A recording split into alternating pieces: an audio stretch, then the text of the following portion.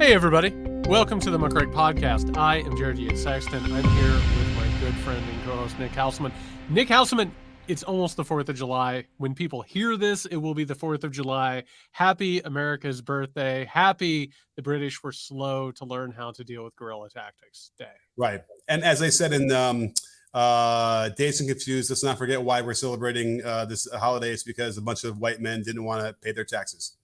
That's right. They wanted to be financially independent and also saw an opportunity in order to empower and gain more profit. So congratulations on that. We'll talk more about the holiday here soon. But what you need to put on your calendar along with your holidays, this Thursday, July 6th at 8 p.m. Eastern.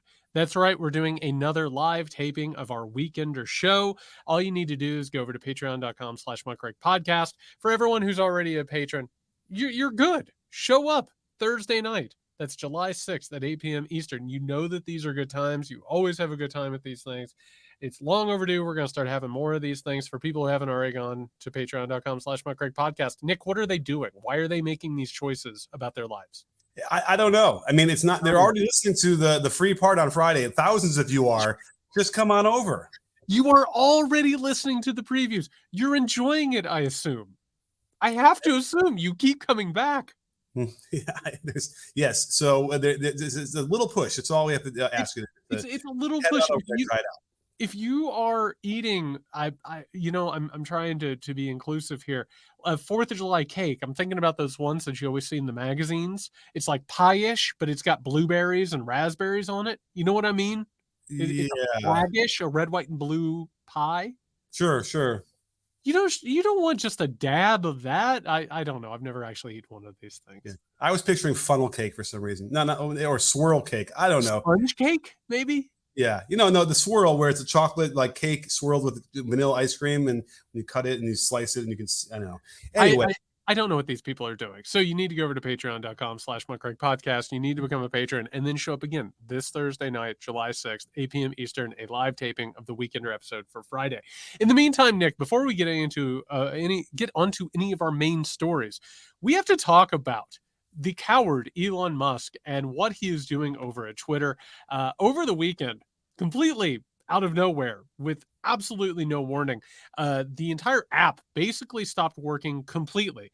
We all started receiving messages that we had gone over our rate limits.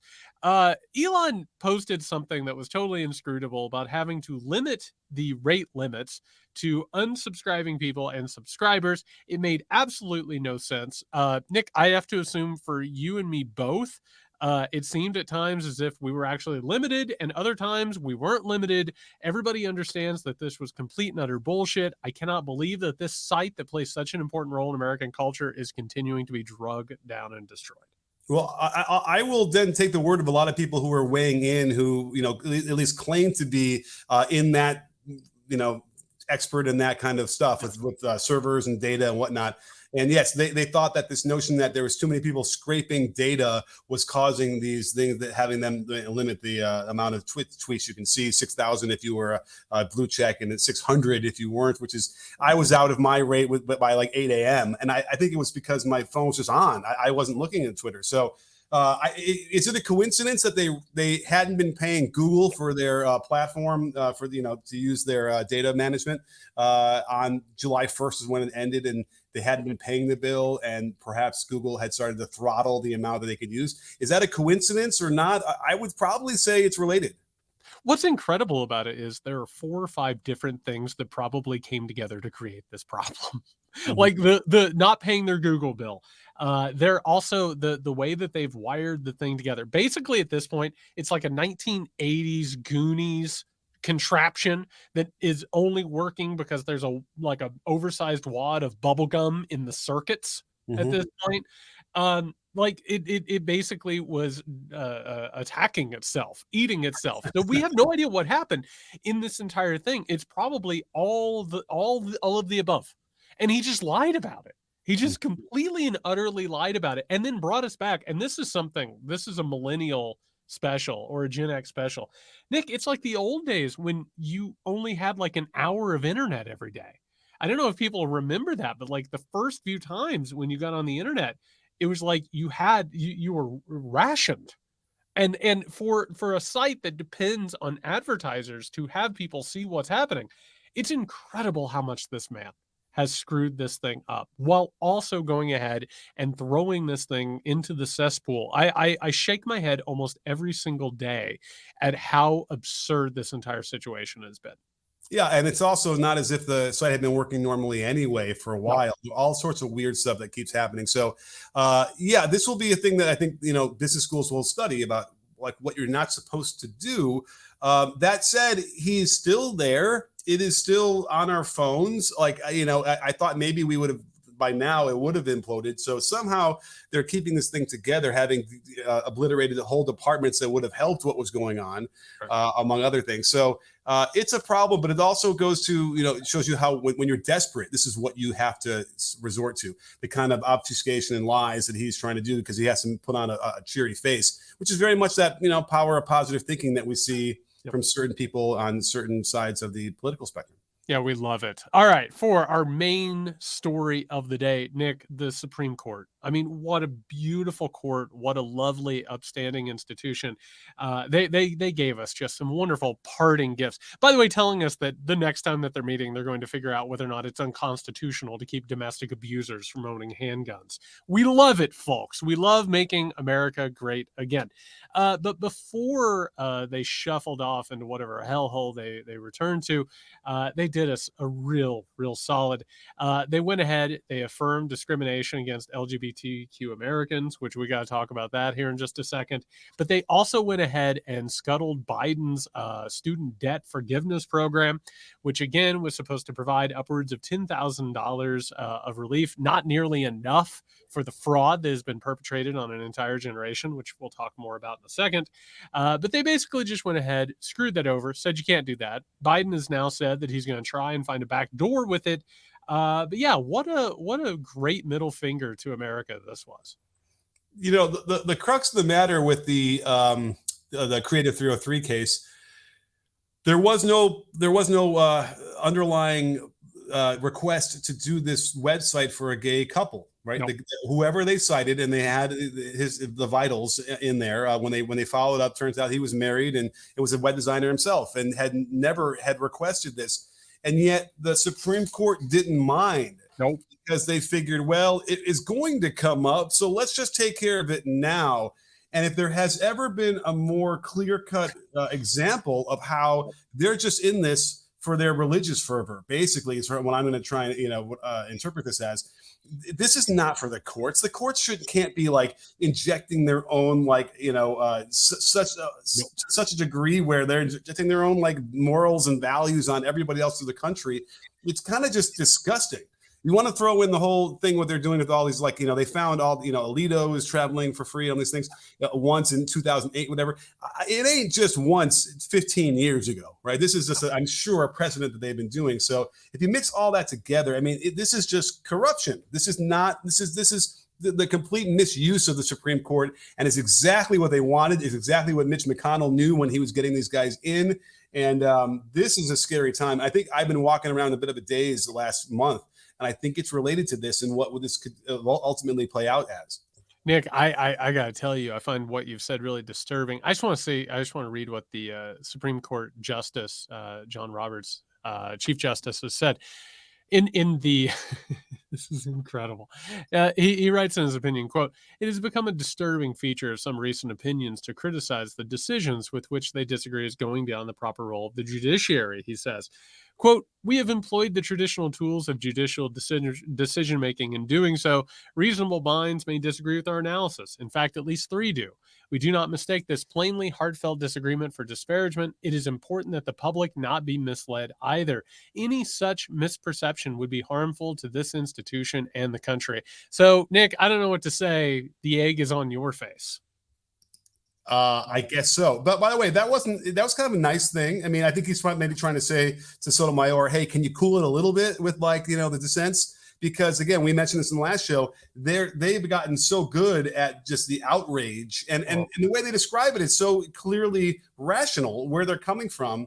But it also tells you that these guys are listening. They hear, the criticism of them. So it's not like they're living in some ivory tower, but it almost feels like we're going to say, not only do they hear it, but they're like, we're going to rub it in your face.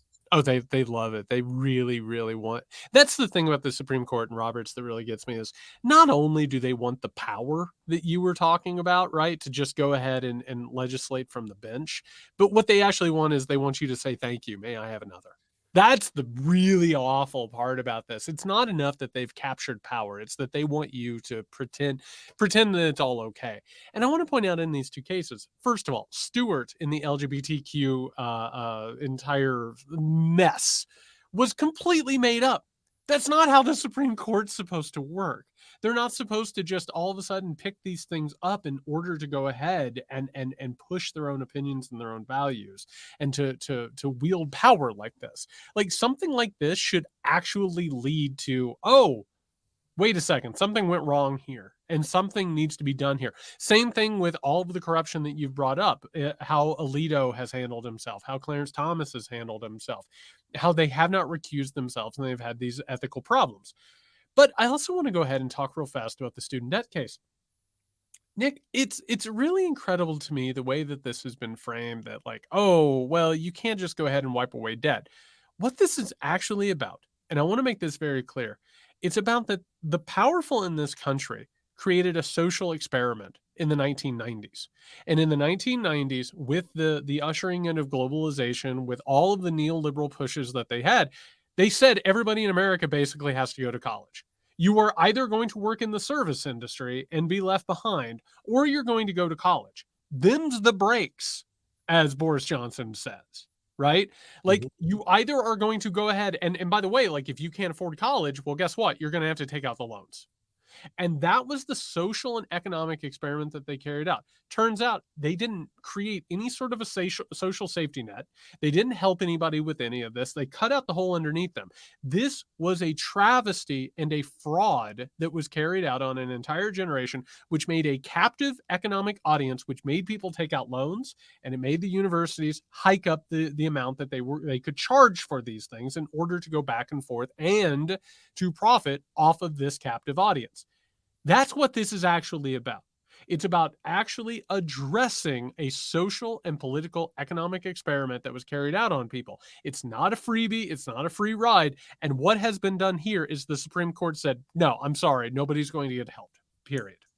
Well, I'm willing to think that there's some earnestness going on in the beginning when they thought they could help people get to college, right? I think that that was a noble idea, right? Sure, Um, sure. Now, but with the predatory loans, it allowed universities, for instance, to not have to deal with scholarships or helping it or providing financial aid from that end because they can offload that to these private companies that were completely bilking these poor students. So it doesn't make a lot of sense. I mean, again, to argue with the right about whether you're being hypocritical or not is an exercise in insanity, right? Yeah. But the idea that they would be okay with farmer subsidies or bailouts, for auto industry or any other bailouts that we've had in the last 25 years, that isn't the problem. But when it comes to people, and then the characterization and the lying that you see from a lot of the pundits about this and about how wealthy they think people are that are still going to get the benefits of the loan deal from Biden is ridiculous. Most of this stuff is going to help people who are really having problems making ends meet and who did not achieve what they were promised or what they thought they were promised by enrolling in college, right? It wasn't some panacea that all of a sudden you go 4 years in college, you're going to get an amazing job and make all this money. That's not how it always worked. But then they'd have all these counselors and advisors when you're, an 18-year-old getting out of high school who are telling you, well, yeah, it's no problem. Just get this loan and don't worry about it. Next thing you know, it's a variable rate. And 20 years later, you're paying more than you ever had borrowed times 10. You're never going to pay it back. It really is a problem. And it wouldn't have been that hard to just at least give people a break. And it's shocking to me that we couldn't get that far. Yeah, I mean, we all saw this coming the moment that this got on their docket. We know what these people are. We know what the 6-3 supermajority is all about. I want to go ahead and I want to give some advice. There are people within the Biden administration and within the Democratic Party that listen to this podcast. Let me give you a free piece of advice. Go after the Supreme Court. For the entirety of moving into 2024, look at every one of these decisions And if you don't want to run against, I don't know, if you don't want to have to deal with Donald Trump, if you don't want to have to deal with a primary challenge, you don't want to do any of that stuff, make the Supreme Court what's at stake. Say, this is what they've done. Here is an entire legislative agenda that takes care of all of this stuff. Here's where we're going to go ahead and codify a woman's bodily autonomy. Here's where we're going to go ahead and codify the fairness of voting. Here's how we're going to go ahead. We'll take care of student debt relief. Here's how we're going to go ahead and make sure that domestic abusers aren't going to get handguns. Here's how we're going to do this. Here's how we're going to do that. Have an actual plan. Quit just saying this stuff. Quit just giving speeches. Lay out a large legislative agenda that, by the way, would dwarf Contract with America that the Republicans had in the so-called Republican Revolution. Have a plan that you can sit there and point to. Make the entire thing a referendum on what has happened with this court and what the Republican Party has rolled away. Do it. That's all you need to do. That's all you need to tell the people going into 2024. But also frame what the Creative 303 stands for. I think that they need to be able to, and you know, obviously it's not hard to be truthful in framing what that means to be able to take away rights of the LGBTQ community. That's really what they're doing. Now, they're thinking that you're forcing someone whose religious beliefs are against what these people stand for, what a gay couple's morals stand for instance. But that's a real easy framing to then say they're not going to stop there. And they won't. We know they're not going to stop there because we've seen the progression to get to here. So what's frightening to me, and by the way, it's not a very good business decision to turn away business. Why money? Aren't the evangelicals, aren't they all about like, clearly you're touched by God if you make a lot of money? Like money should be important to them. I have no idea why. And by the way, and supposedly this woman says that she would do work for gay people as long as it's not violating her beliefs. But like what so I guess in her mind, because it's a marriage website, then that's a bridge too far, but I'll do a website for a gay owner of a bar, for instance, or something like that. I don't even see how that works, but it wouldn't take a stretch to imagine that the next person will come along and say, well, I so don't agree with the gay lifestyle that I simply can't do anything for them. That's not legal. It's not supposed to be legal. And I know that no one wants to compel anybody to do work for somebody else, but at the very least, you can't discriminate against people like this, and that they're a protected class. It's a farce. This is a farce of a court. I want to make something abundantly clear. The reason that we live in a constitutional republic, the reason why we live with a representative government with laws, is because in the 18th century, there was a revolt against religious-based society, because millions upon millions of people had been butchered in genocidal wars around the world that basically destabilized literally everything that had happened. And they got together and they said, we need laws that go beyond religion. Everybody can have their religion, but we need laws that go ahead and make sure that create a cohesive society. The moment that you start saying, I'm not going to do this because I don't agree with them religiously, and it leads to discrimination, that is a direct refusal of living in that society. You can try and change the law if you want, but that is not what the law says. We have laws against this shit.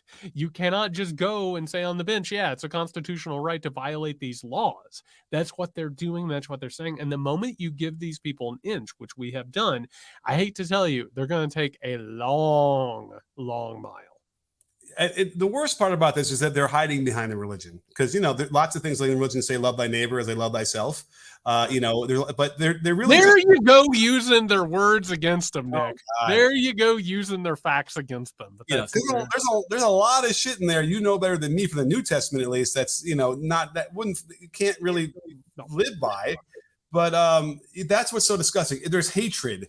There's hatred here, and they're allowed to then use their religion as a cover for simply expressing their hatred toward other people.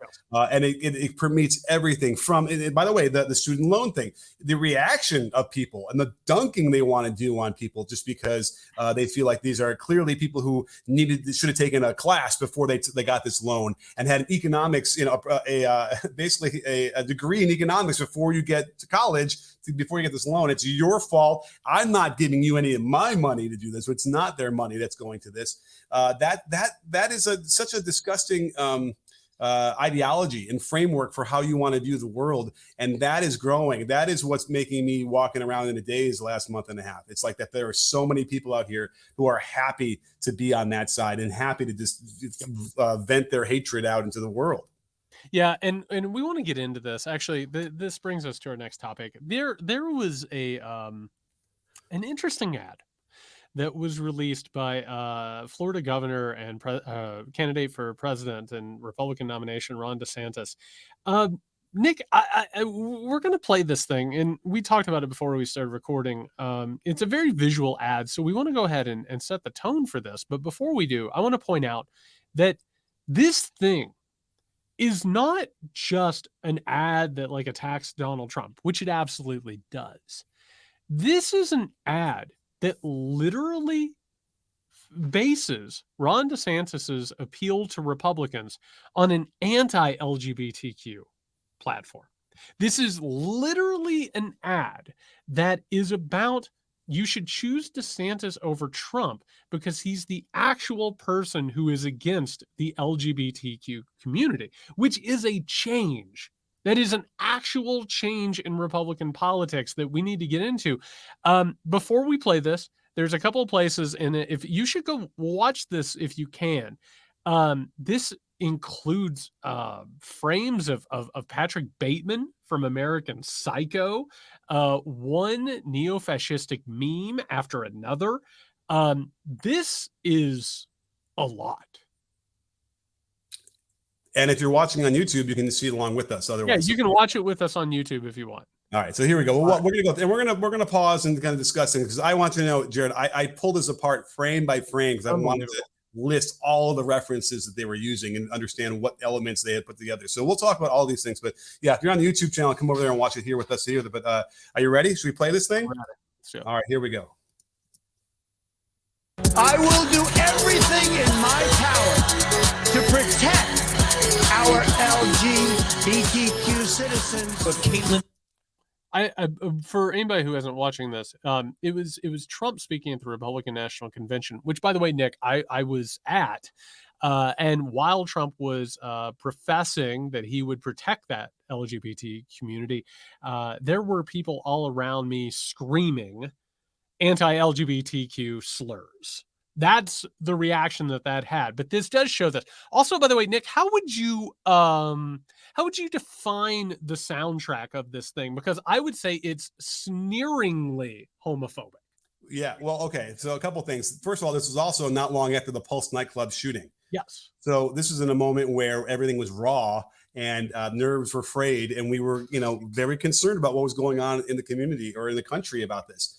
So, kudos for Trump for saying. By the way, it almost sounds like we like Donald Trump for saying what he was saying, right? Like that was kind of a crazy time. The music is by somebody named Psycho, SYKO, and it's called Brooklyn Blood Pop ! And it was a viral hit on TikTok. It started in May 2021. So obviously, whoever is doing this is either an older guy, trying to imitate kids, or someone in there who's like, yeah, we got to use this song because it's a viral hit from TikTok. Whoever, and by the way, this is actually one thing I'm going to get into in a little bit in dissecting this thing. This is absolutely a very online focused video. Like that's what this is. This is a younger member of the DeSantis staff that spliced this thing. Yeah, and I think what you're also getting is it's kind of the club music. It's evoking like a gay club and gay guys dancing around. That saying, "Hey, Trump's too gay," is what it's saying.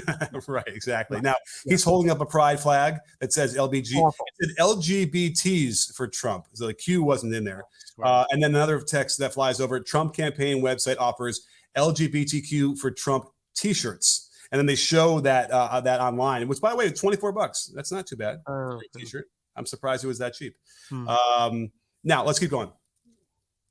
Jenner were to walk into Trump. Let me go back because we missed that at the beginning here. Citizens. If Caitlyn Jenner were to walk into Trump Tower and want to use the bathroom, you would be fine with her using any bathroom she chooses. That is correct. Okay, Caitlyn Jenner. Now, wouldn't it be nice if someone did a video talking about how they want to help people get more jobs, get more training, figure out better healthcare for people? Bathrooms, baby. Yeah. So, Caitlyn Jenner, which bathroom? And he, of course, he let Caitlyn Jenner. Of course, Caitlyn Jenner is rich and white, right? So, I don't know. Let her choose what bathroom they want. But again, this is Trump sounding remarkably progressive here. But that's who Trump was before he figured out how much money there was to be made not being that. Like that's who Trump was. Trump, people forget that Trump was like a major proponent of a woman's right to choose. The next thing you know, he's telling, I believe it was Chuck Todd, that we need to enforce the death penalty on people who engage in abortion.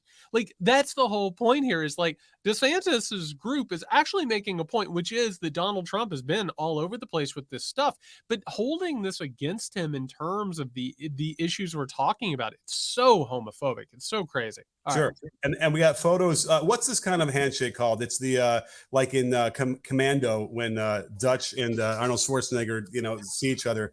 Right. We're going to focus on, and for those who can't see this, it's Donald Trump and Caitlyn Jenner like embracing hands, like showing them together, as if that's supposed to make you dislike him more. But they're shaking like they're going to have a arm wrestling. That's the kind of grip they have. And then the next picture, by the way, is Ivanka next to Caitlyn Jenner. So they're bringing the whole family in here. That's right. Any way they can. The headlines, and they're throwing headlines across all of this, which is going to be important in a minute when we get to the later part of the video. But this one was Donald Trump sides with Disney. The former president goes for woke to trash Ron DeSantis. Goes for woke instead of goes for broke to trash Ron DeSantis.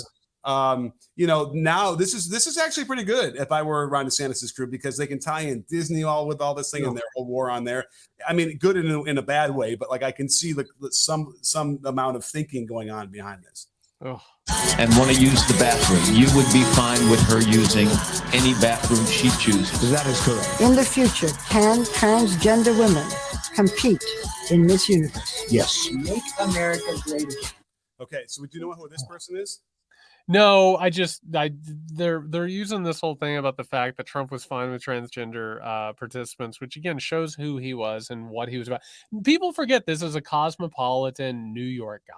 Like that's who he was. And then all of a sudden Fox News platformed him. But whatever. He was also so twisted with looks that it didn't matter if the person was sort of beautiful, makeup and the whole thing. He doesn't give a shit at that point who it is. Right? No, and that's the thing. This is not a person who has deeply held ideologies outside of how to use people. That's all that this is about. Donald Trump wasn't letting transgender people into this pageant because he cared about them. He did it because it was going to earn him points with New York communities, and also maybe even juice ratings. It's not like he actually cared about these people anyway. And by the way, that was Lady MAGA, who, if you're watching in the video, it's a trans woman who is completely MAGA, which doesn't make sense, right? So you kind of start to wonder, is this some sort of a grift going on here? I looked it up. It's on Wikipedia. It says it's a character played by Ryan Woods, a political activist and social media influencer and drag artist, but from Salt Lake City, of all places. All right. He also says that he's a member of LDS. So. Okay. We have entered into a political sphere where you have no idea what you're doing anymore. Literally. I mean, look, it's true that it's become so warped and strange. I go ahead. Go ahead. Psych!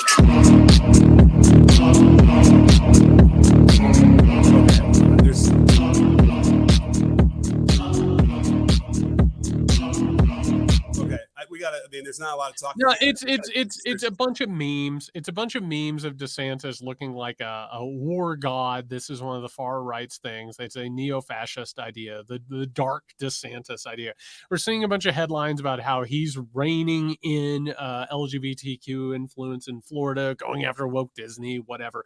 Meanwhile, we're seeing memes of Patrick Bateman, who, for anybody who doesn't know this from American Psycho, the book or the movie, is literally a serial killer. Literally a person who murders. Well, we don't need to get into what the book does and how a movie does, but they're literally saying that DeSantis is a killer. They're showing him with all these criminals and all these hard asses and saying, hey, this is the real tough guy. that Trump isn't, and this music and everything that we're seeing is saying that he is the real deal. Yeah, That's so they're evoking Dark Brandon, where they have the lightning coming out of his eyes. There's a big no. I guess meaning like no, none of that stuff that we just showed you before is going to happen, and I don't mean any of that. I'm not that way. Do you know who this is though? This is the you know Giga Chad? Are you familiar with Giga Chad? Because my son Moses certainly lit up when he saw this. Yeah, this is manosphere bullshit, is what it is. Yeah, wait. I just want to share with you his description. I asked him. I said, "What does he stand for?" Are you ready for this? Because he wrote this in a text to just show you. This is the ultimate man, the Chad to out Chad all Chads. This is why his name is Giga Chad, and the alpha male of the alpha males. This. Well, I gotta skip this one. His jawline is a perfect 116 degrees. The absolute. Are you picking up what I'm pointing out? Are you in a happy relationship with your girlfriend / wife? This man will kidnap her and give her the most severe case of Stockholm syndrome that has ever been seen to man. Anyway, that's what that they're trying to invoke, and that's the meme that you see, right? And by the way, you'll see him again later. Real quickly, then they have the interesting thing is there's not high quality imagery of DeSantis, right? This is sort of video still frames in a way that they're looking for that dirty, right? It's worth talking about the production here. It's dirty. It's industrial. Flags in the background a lot. It's supposed to feel like an internet video. Like it's supposed to feel like a home crafted viral videos. Yes. And then, the headlines like DeSantis signs most extreme slate of anti-trans laws in modern history. You see that. Now here's the Patrick Bateman looking through the camera with the headphones on. Remember, not only is Patrick Bateman a serial killer, maybe you don't have to say this, but he's insane. Right? Yeah. He isn't, because you know what? Sometimes you're not exactly sure. Maybe he didn't commit all those murders. I don't know about how clear that is in the movie, but he's insane. That's all we know. And that's what we're supposed to believe, that Ron DeSantis is like the tough guy who's going to actually do stuff as opposed to Donald Trump. That's what the tactic is here. Okay, but it'll get deeper than that. I think it's weirder. Walking out, this is a perp walk to me. Doesn't this look like a perp walk of him coming out of the like a prison? That's what it looked like to me. We're supposed to think he looks cool. Okay, but finally they get to the low angle heroic shot of him looking off into the distance. Took him a while with the sun in the background, a light in the background, with the flares. So we're getting somewhere there. But like again, DeSantis shuts down Florida schools Dragon Donuts event featuring drag queen mama Ashley Rose. Again, we didn't cover that, but do you remember what Dragon Donuts was? Yeah, it was just another thing where you had a community event that had some people in drag, and it had, maybe kids around, God forbid. High school. It was after school at a high school to have a safe space for kids to discuss these things and have some donuts and have a little bit of a fun time and a real discussion. It's just so stupid. I swear to God, years, and all of a sudden in it. Yes. Yeah. So let's get going here. Okay. Now this is interesting. Brad Pitt did you see Troy? I love Troy, actually. Yeah.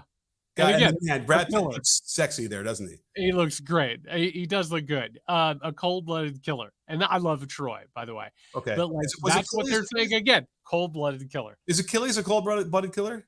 Yes. Okay. One of the greatest in history. But he's looking okay. But again, there's something here that we're going to discuss in a few minutes about. There is a strange thing that is happening in this video. Yes, because Brad Pitt's looking at me.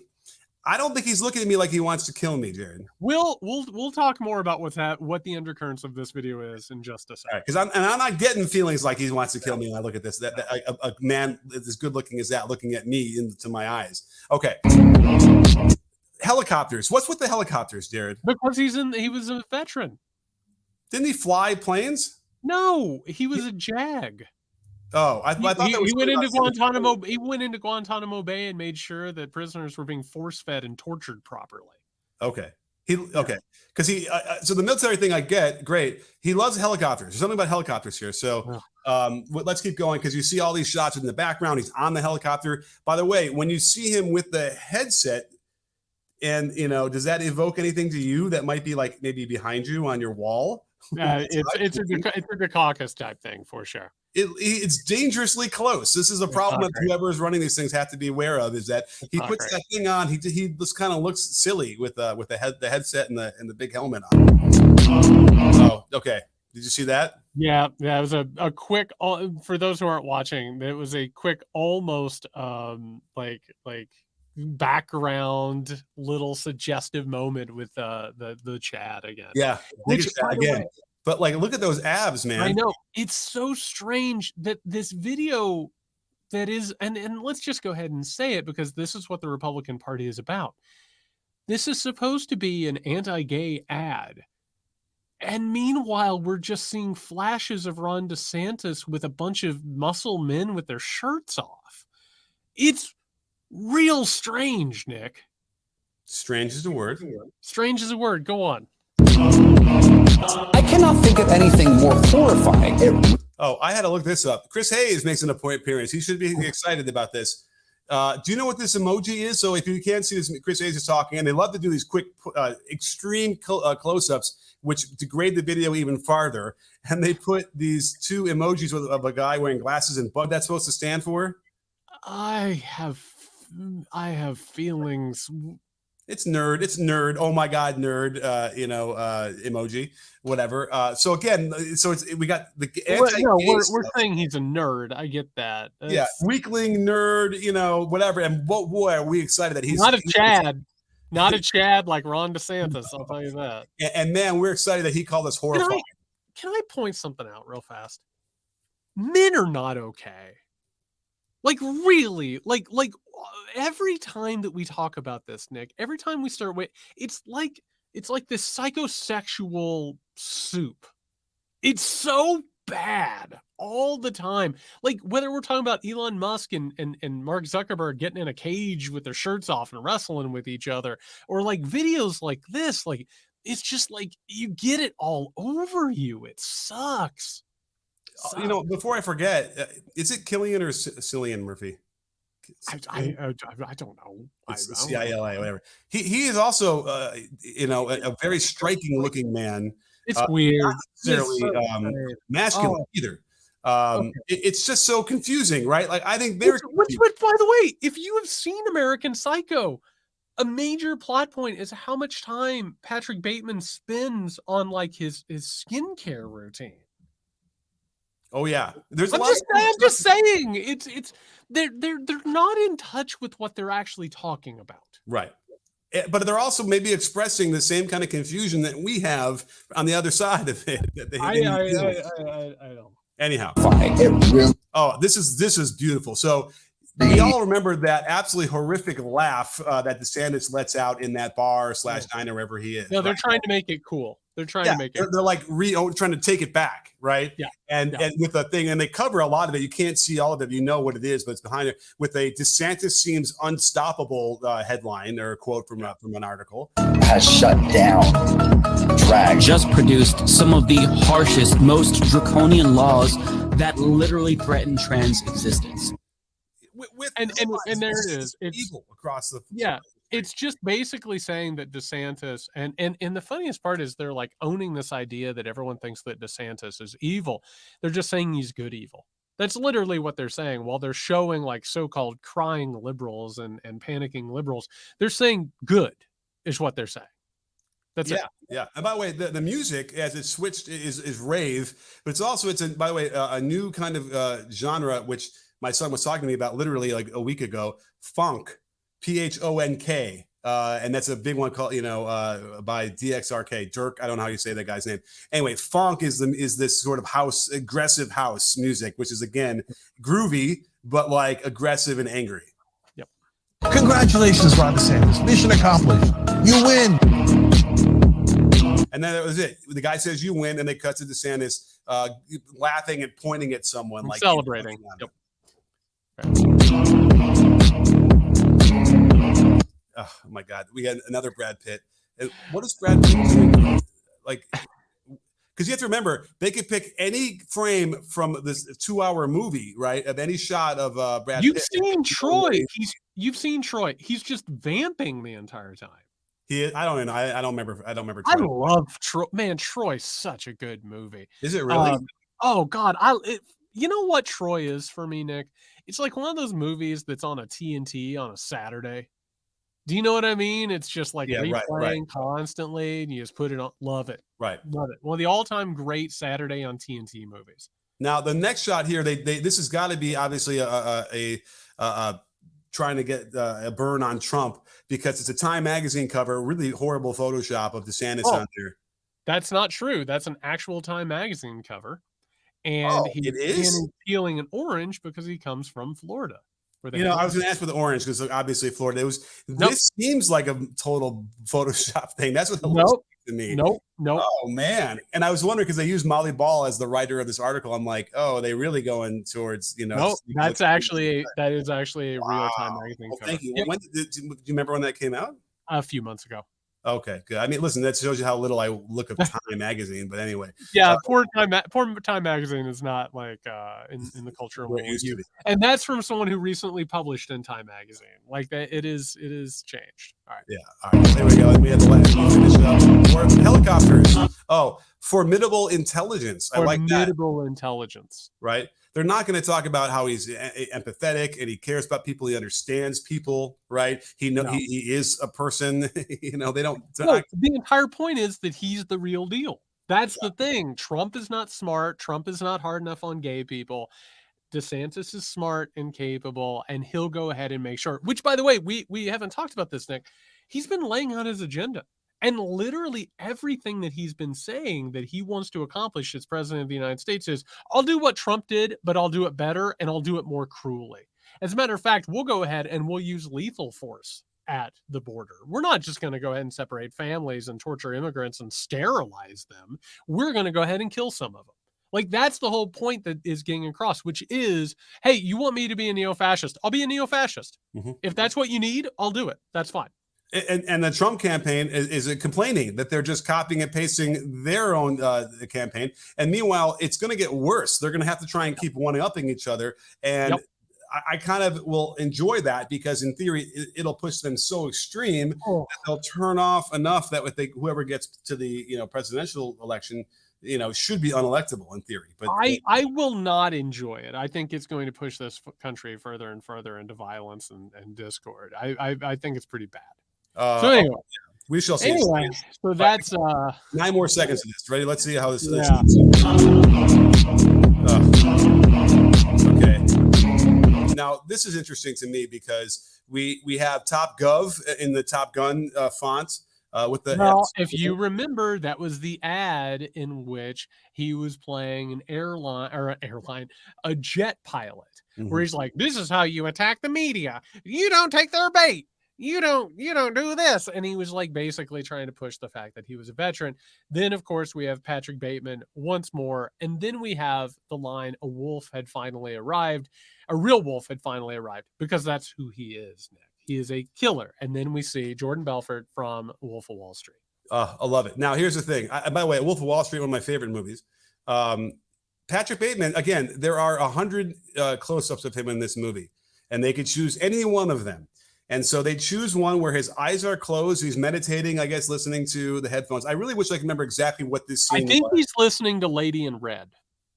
Oh, this is Lady in Red? Okay, right. Again, it's just... I'm not wrong. I think he's listening to Lady in Red in this particular clip. Of the red suspenders, blue tie, power, whatever. Does this feel any kind of overtly masculine to you, though? I think it's trying... And again, Nick, I don't know that these people understand exactly what they're communicating. Okay. You know what I mean? I think they're so lost in themselves that like what they're actually like, they keep putting forth actually really beautiful men. Yeah. Like just really, really good looking men who are just sort of having a good time. I don't think they understand what they're communicating. And I think that it's part of the fact that the right has such a weird, messed up psychosexual foundation. Mm-hmm. They really, truly don't know what, like the reason why they're anti-LGBTQ is because they hate themselves and they hate, by extension, the LGBTQ community. And so as a result, none of these ads or anything that we're looking at is going to be even remotely self-aware. Oh, I mean, absolutely. Now, the Jordan Belfort is freeze frame. This is interesting to me too, because he's on the yacht and he's talking with the FBI officer who was investigating him at the time. And that laugh is indicating like, I am so guilty, and like maybe you're never ever going to get me, is what he's saying. And again, they're not thinking about this kind of stuff when they're putting this together. They think it's a laugh. It's a good laugh that makes it feel like you're dunking on somebody. But I don't know. There's something, layers to this that I'm picking up on, and it's like you shouldn't. They're saying the wrong thing. This is a problem here that they're trying to get. Now it probably goes over the head of the people they're appealing to, but still. Yeah. And then you want to talk about weird unconscious things. The last thing that this ends on is a cartoon of Ron DeSantis half submerged in a swamp next to an alligator with alligator teeth and evil eyes. Like, again, the point of all of this is that he's a killer and that he's dangerous, and that's why well, actually, that's right, Nick. Nick is now fast forwarding to a big giant muscle man in a Speedo flexing his muscles. It's there. I still can't believe that this got put out. Yeah. I really can't, because it's such a jackpot of what this is. He's walking around in like a Top Gun flight suit, and then all of a sudden we have a big oiled up muscle man flexing. Like, it's such a jackpot of right wing psychosexual confusion. Yeah, it's so strange. You could say it's homoerotic. It's really it's unintentionally. That's the thing. And listen, if we were going to dissect the whole thing and like get into every particular, we'd be here for years. Well, that's what therapy's for. Yeah. Now, Buttigieg goes on, and Buttigieg is brilliant when he goes on these shows. He'll go on Fox, he'll go on whatever, and he was great because he's like, it's really, I'm not really going to comment because I'm part of the government and he's running for president. But it really was strange to me that it had so much imagery that would be designed for gay men who would really enjoy this. It's beyond belief how they were able to do that, and it was a good dunk on DeSantis from him. So. Really problematic, but I think this is what are we now? July? We're like way, it's even there's more than a year left until we get to actually we're going to get into the primaries, when? In November, when it kind of starts in earnest. There's a lot we're a couple of months away from debates. Yeah. Like either way, there's a lot of time for this to get a lot worse, was my point, I think. Yeah. And it will. And that's what's going to be like. I know what you mean when you say you're not looking forward to that. I kind of feel like I was in that way. You want to, rubberneck at a car accident, but it'll get worse. And I wonder if it'll make me feel even worse than it did when I was realizing what was going to happen in 2016 with misogyny when Trump ran against Hillary.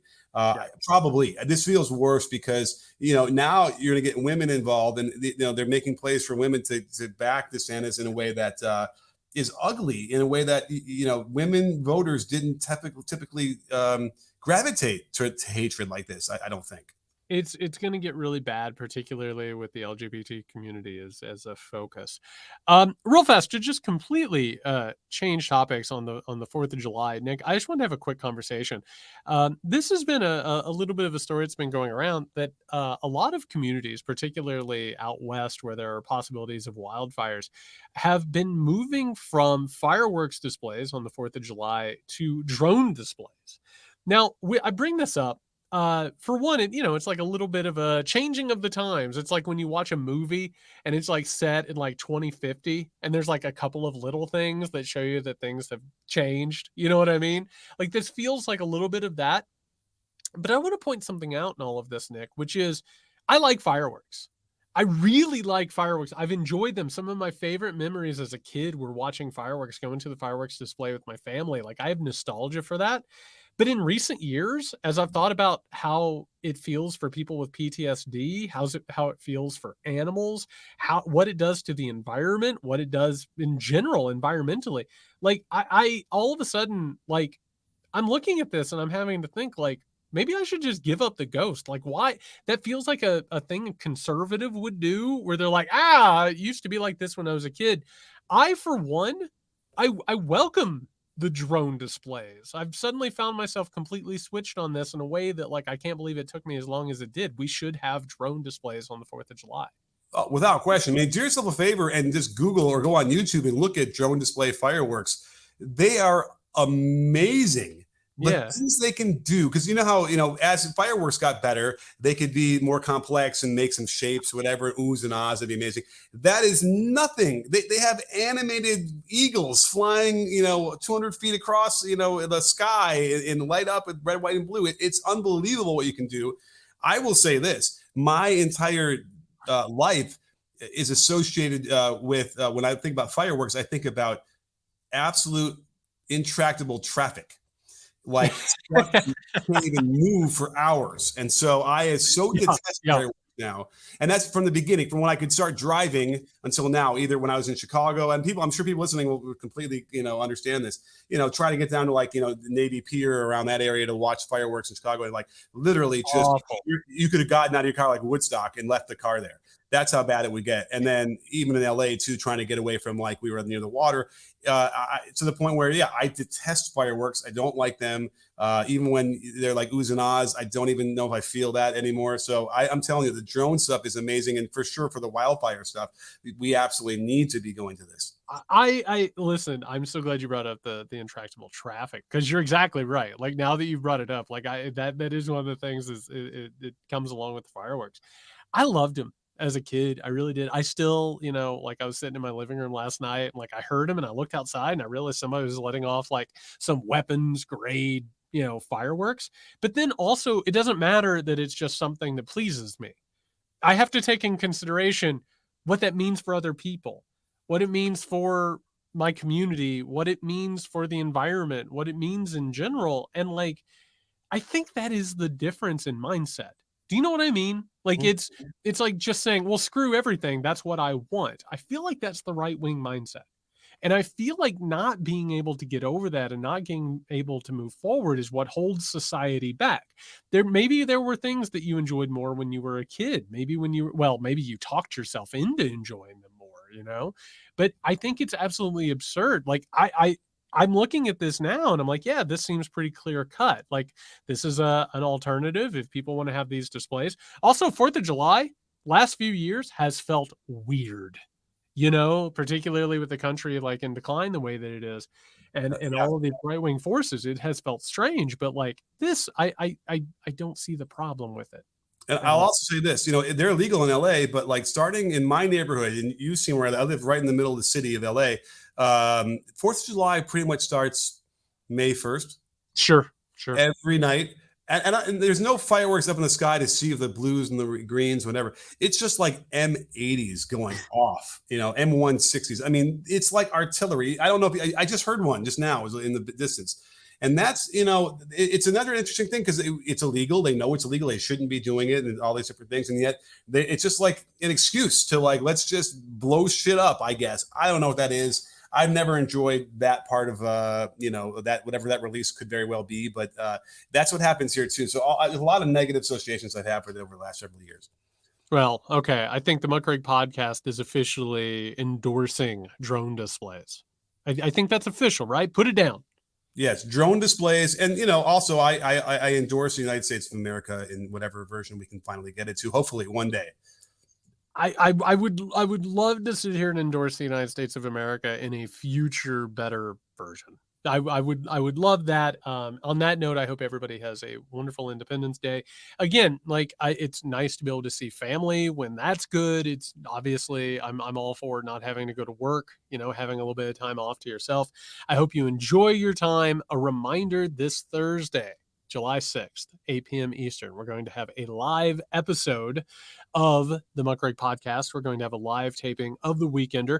We're going to welcome questions. We'll answer anything anybody wants to talk about. We'll have our chat. We'll have all the people there together, our community, enjoying themselves. That is this Thursday, July 6th at 8 p.m. Eastern. Go over to patreon.com/Muckrake podcast if you want to get in on the fun. Why wouldn't you? In the meantime, Nick, they can find you at Can You Hear Me SMH as long as, I don't know, Twitter still works. You can find me at JY Sexton. In the meantime, be safe.